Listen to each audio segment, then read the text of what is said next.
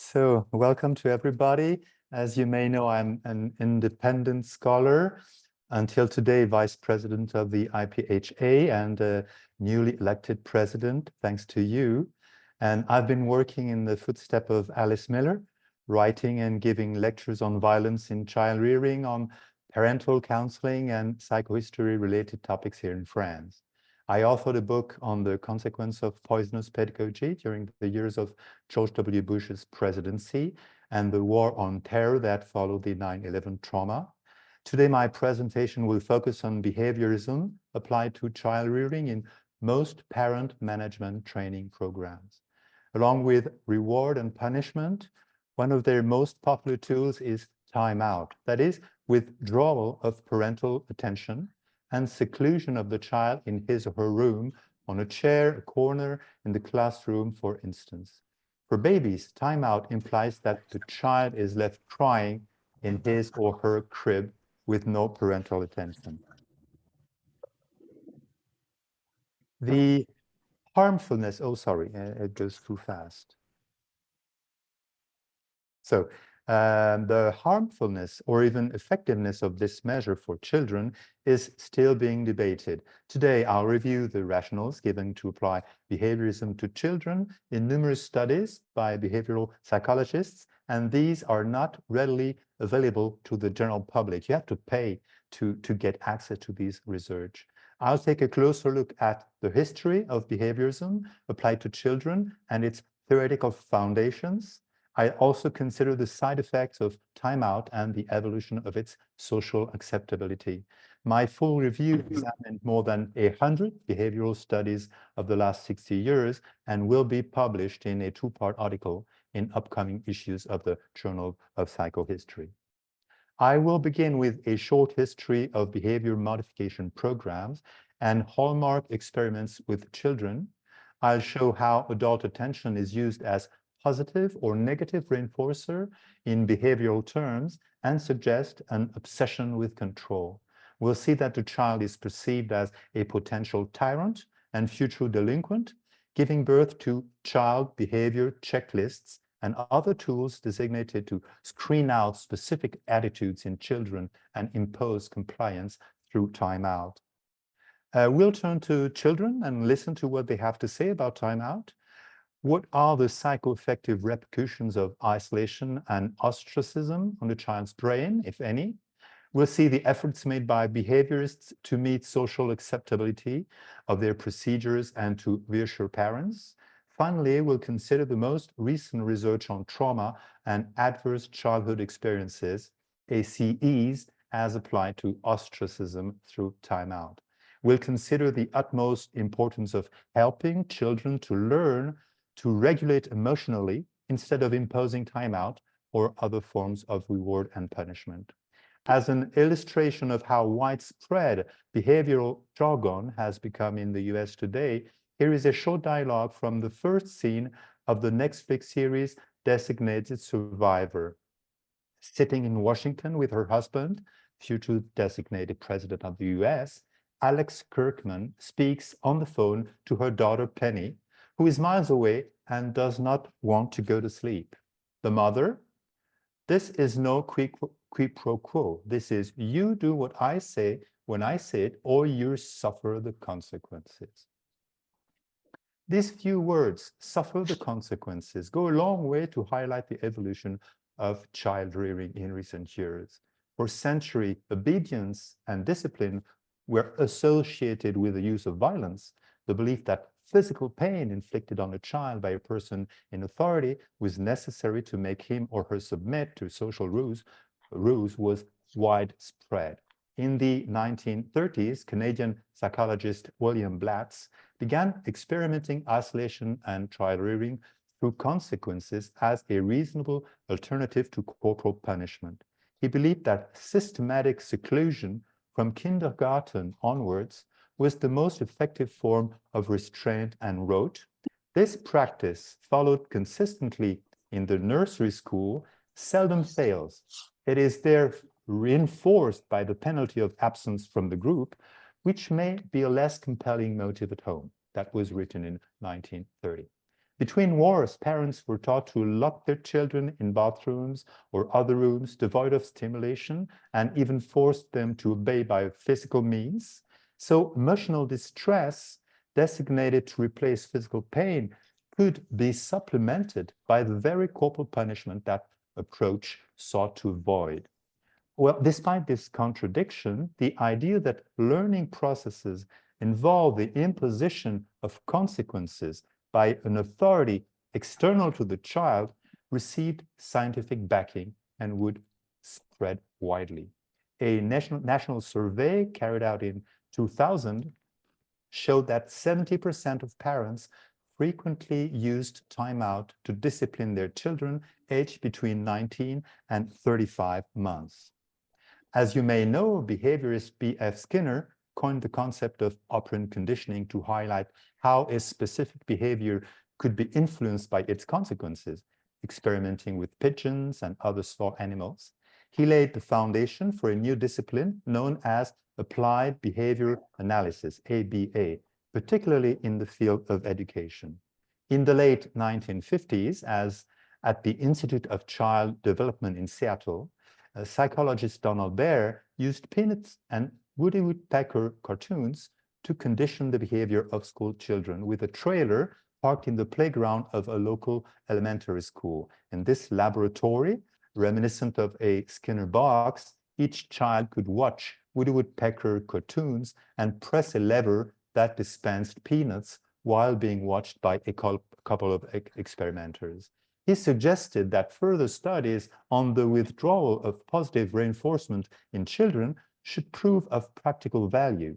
The following year, Baer applied the same device to 3 thumb-sucking toddlers to extinguish the behavior with no appreciable result.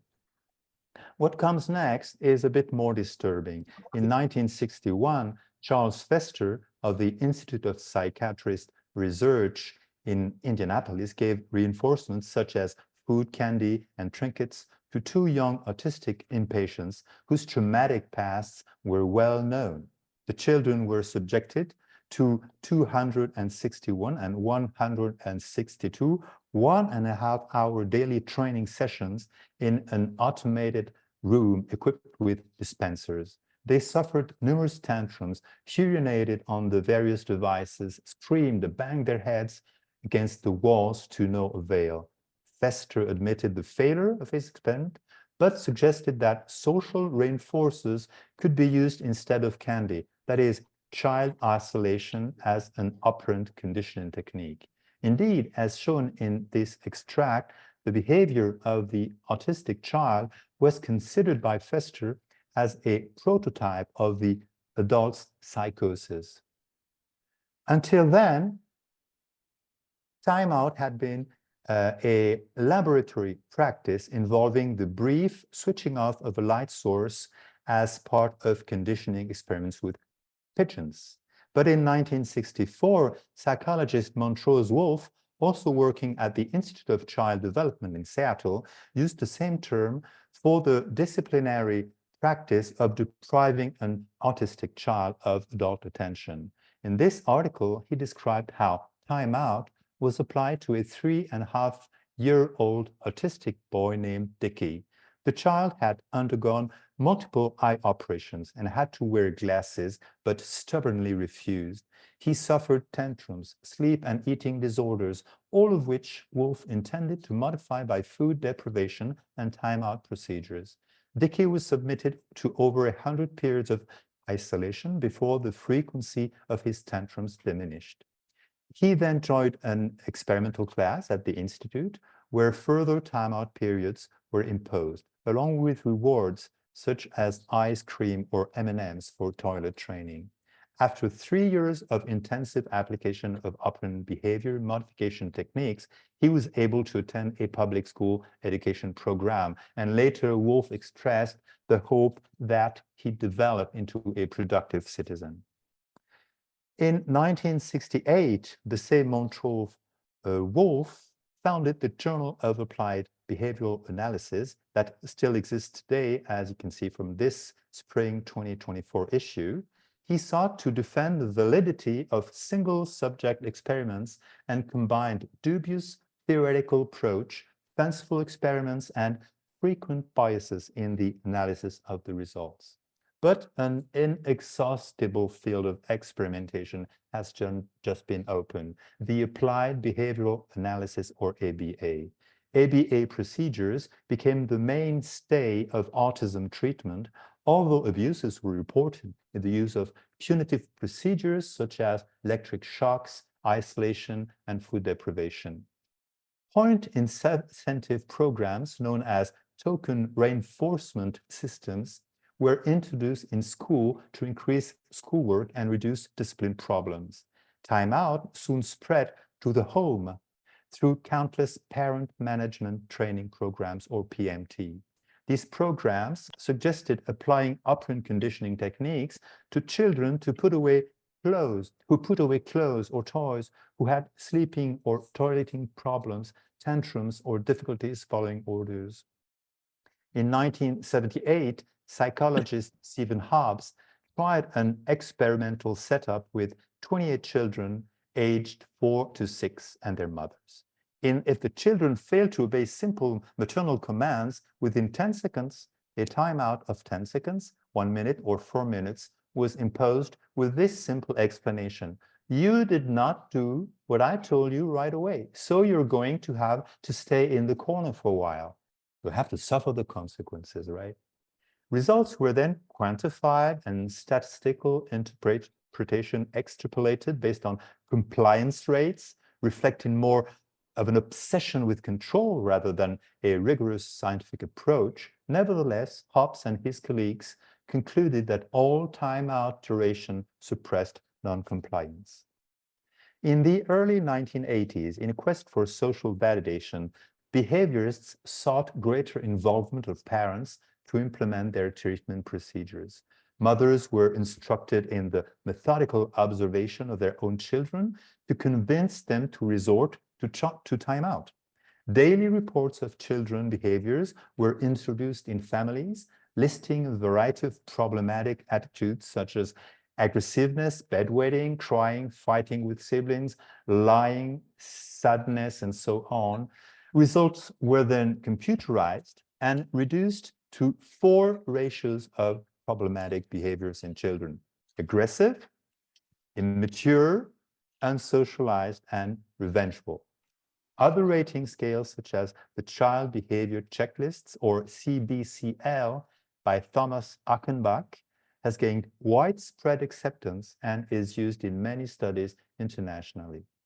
But what is wrong with observing children, one might object. First, as we have seen, parents were trained to understand their child's reactions according to behaviorism. They were taught not just to trust their feelings and to remain neutral even when babies were involved. The combination of indoctrination and cognitive reinterpretation introduced what is known as a confirmation bias. Secondly, as you can see, the checklist only mentions undesirable attitudes in children, not desirable ones. What if the checklist mentioned behaviors such as has been cooperative in house chores or seeks contact with other children? Selecting only undesirable behaviors paves way to interpretation and tends to project onto the child an image of bad kid, not complying to the rules or even manipulative by nature. Another issue is the fact that early experiments with ABA never compared behavioral approach to child rearing with other approaches, such as helping children to regulate emotionally, foster their interpersonal skills. And most ABA studies suffer various scientific flaws, such as size and demographic of samples, or the absence of a control group. As mentioned earlier, the focus is on compliance only. As a result, the most frequent rationales for timeout are not following the rules, not listening, or testing limits, that is, transgressing an adult's order. The use of timeout in psychiatric settings reveals that almost half the reasons for exclusion are linked to this type of transgression, as these statistics show. We can conclude that ABA ignores several essential dimensions of children: their physical and emotional development, their affectivity, their interpersonal skills, their capacity to exercise reflexive consciousness, to name a few. But what do children have to say about timeout? Until recently, no investigation had been made on children's self-perception of isolation. In 2000, the Journal of Research in Childhood Education published a survey of preschoolers' perception of and feeling about timeout. The authors acknowledged that timeout may be hurtful in several ways. Associated with punishment, it can have serious side effects, including increases of other maladaptive behaviors or withdrawal from adults. Children can ultimately feel anxious, rejected, hurt, or humiliated as a result of timeout. We know that young children tend to internalize negative labels and see themselves as they are labeled and react accordingly. In this study, 42 children aged 2 to 4 were interviewed immediately after experiencing a timeout. Most expressed very negative feelings about timeout and about themselves. Damage to their self-esteem was evident in the fact that they felt alone, unloved by their teachers, ignored by their peers. Most of them were isolated for trivial reasons, such as failing to obey an instruction. Fewer than half could recall what behavior had earned them the punishment in the first place.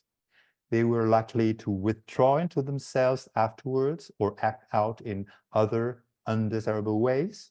For those who were put in timeout often, they felt even more isolated, sad, scared, and unloved, as they were evidently ostracized by their educators. One little boy nicknamed his caregiver Meanie. Another girl cried throughout the entire episode of Timeout, imploring, "I want my mommy, I want my mommy." Preliminary conclusions by the authors of this survey read as follows. It appears that the consequences of timeout for many young children may be punitive rather than instructional. Systematic, fine-grained observations are needed to confirm these preliminary and potentially disturbing findings. In parallel, a growing body of psychological research had highlighted the importance of family context in the development of emotional regulation in children, as shown by this review by developmental psychologist Nancy Eisenberg at Arizona State University. Converging evidence suggested that repression of emotional expression was detrimental to children's physical and psychological health, as well as to their success. Multiple studies confirm that infants whose mothers were receptive to their emotional signals were more serene because of this security base. On the contrary, parental response that did not support expression of negative emotions were correlated with harmful consequences for the child. This study of 120 mothers of school-age children found that parental support had an impact on the emotional regulation implemented in school settings. The family emotional context could neutralize aggressiveness of children or, on the contrary, promote potential conflicts. Children whose families express more positive affect have peer interactions characterized by pro-social behaviors. Finally, a review of more than 100 developmental psychology studies on emotional regulation unambiguously confirmed the family's emotional climate.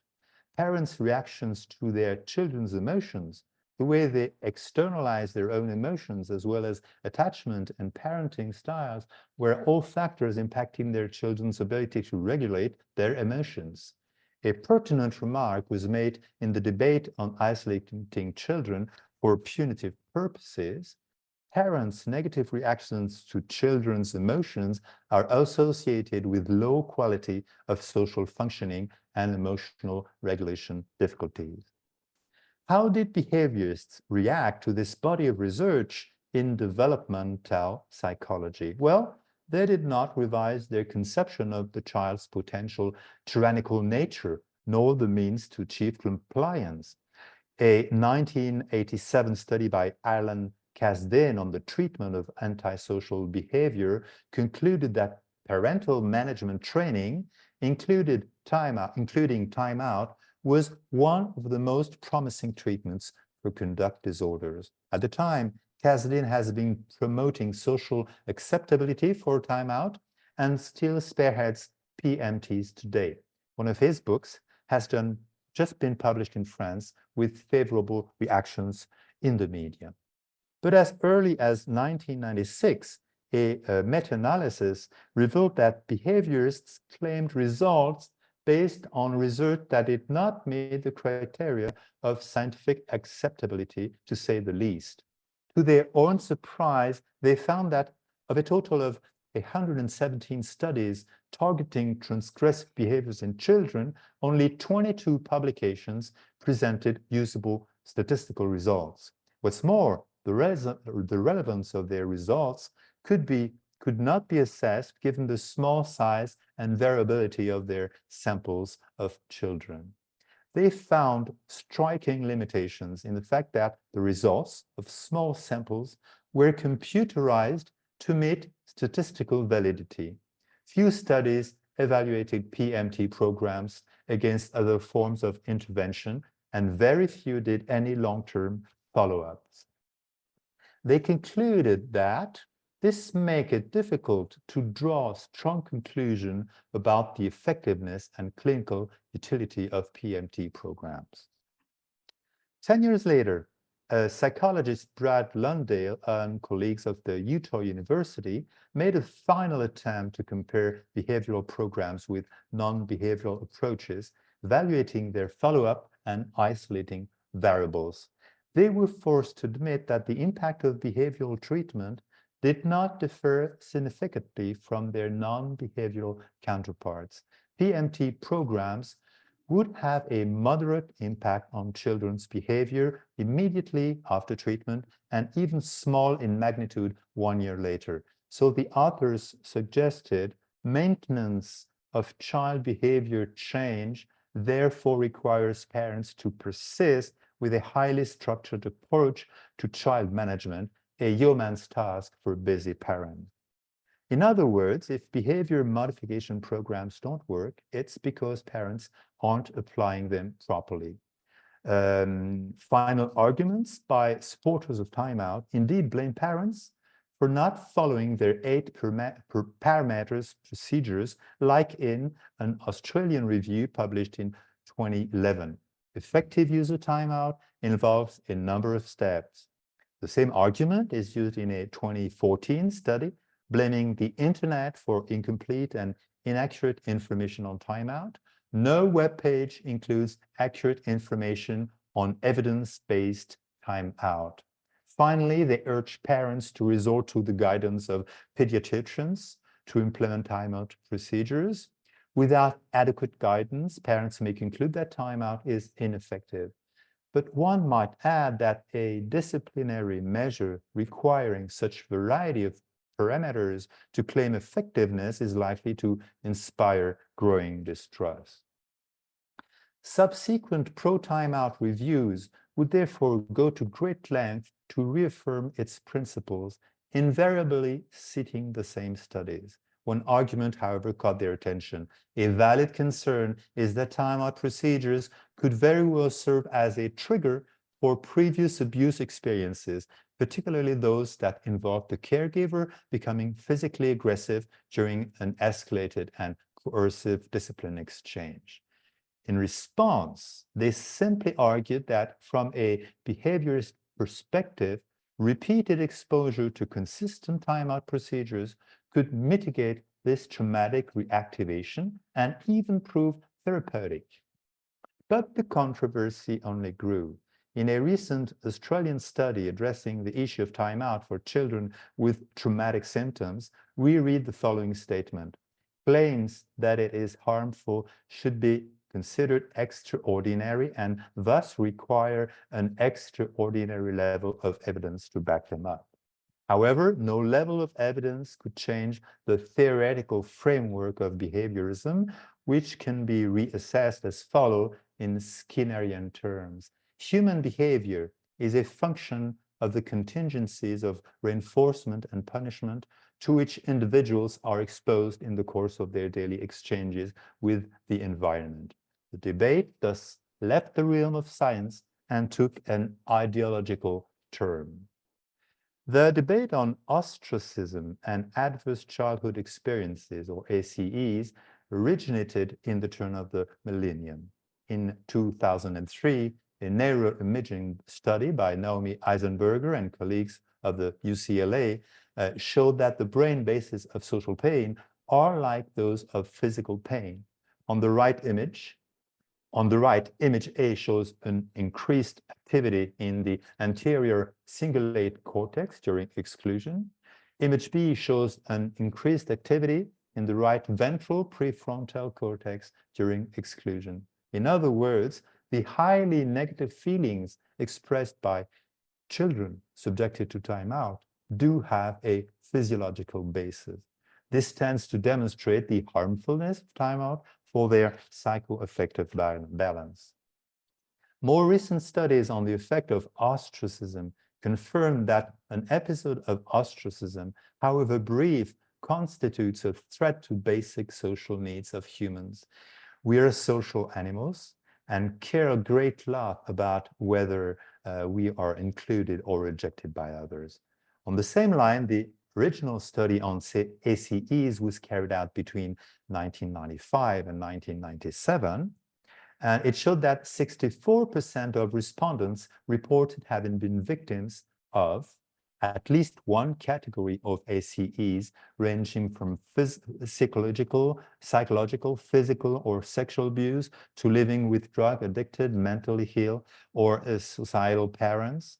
There was a strong correlation between the extent of their exposure to abuse and the severity of their health in adulthood. As we have seen, seclusion procedures like time out could involve various forms of violence, particularly if the child proved rebellious.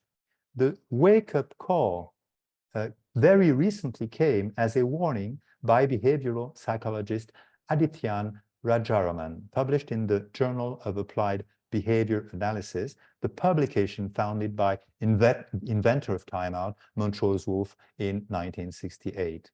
Rajaraman and his colleagues stress that behaviorists have not yet defined what it means to be trauma-informed.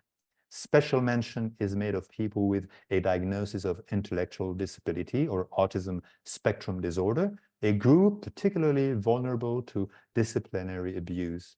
Behaviorists should avoid re-traumatizing clients who may have experienced traumatic events and recognize that many current behaviors may be ways of adapting to and coping with past traumatic experiences.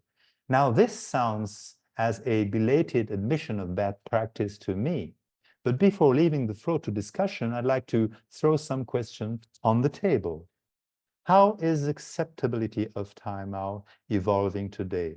Is it still common practice in ABA procedures with autistic children and adults? What effect on one's feelings of belonging and self-esteem can be attributed to timeout? Is timeout really helping children to regulate their emotions? Is timeout a remedy worse than the disease when applied to ostracized individuals and maladaptive children? For your information, all references will be available in the two-part article soon to be published in the Journal of Psychohistory. So thanks so much for your kind attention. So I'm